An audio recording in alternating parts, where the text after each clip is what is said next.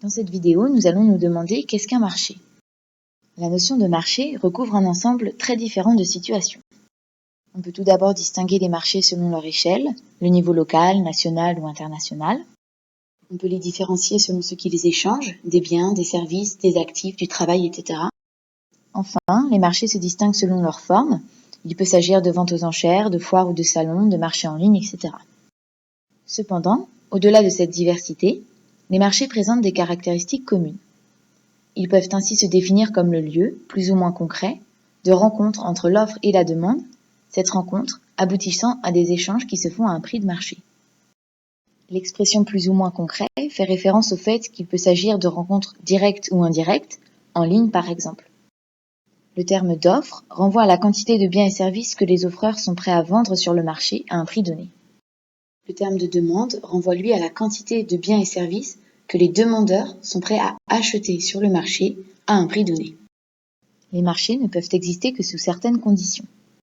Ainsi, le marché nécessite l'existence d'institutions marchandes, c'est-à-dire de l'ensemble des règles qui s'imposent aux individus et définissent le cadre des transactions marchandes. Ces institutions peuvent être formelles. Le marché nécessite en effet l'existence de règles de droit qui déterminent notamment qui possède quoi et ce qui peut être ou non échangé.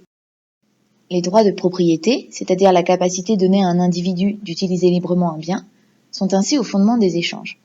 Sans propriétaire bien établi et accepté par tous, il ne peut pas y avoir de marché. Ces droits de propriété concernent également la propriété intellectuelle.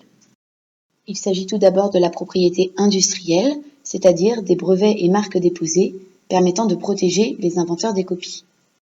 Il s'agit également des propriétés littéraires ou artistiques, protégées par les droits d'auteur. Ces droits de propriété incitent à l'innovation, donc développent les échanges marchands. En effet, sans droit de propriété, les inventeurs ne sont pas incités à innover puisqu'ils pourraient être immédiatement copiés. Les institutions marchandes formelles concernent également certaines règles édictées par l'État qui encadrent le marché, par exemple en définissant la monnaie d'échange, des labels particuliers, une réglementation, etc. Elles peuvent également être informelles. Il s'agit alors de conventions, comme le fait de ne pas discuter les prix dans les grandes surfaces, mais de le faire sur d'autres marchés. Les marchés n'apparaissent donc pas spontanément. Il faut des règles formelles et informelles pour permettre leur fonctionnement. Cependant, les échanges marchands ont des limites d'ordre juridique. Certains produits ne peuvent pas faire l'objet de commerce, comme le cannabis, les armes à feu ou les organes. Ces interdictions dépendent des sociétés. Par exemple, la vente de cannabis est autorisée dans certains pays. Le marché est donc un construit social qui repose sur des règles, notamment garanties par l'État, pouvant se modifier au cours du temps.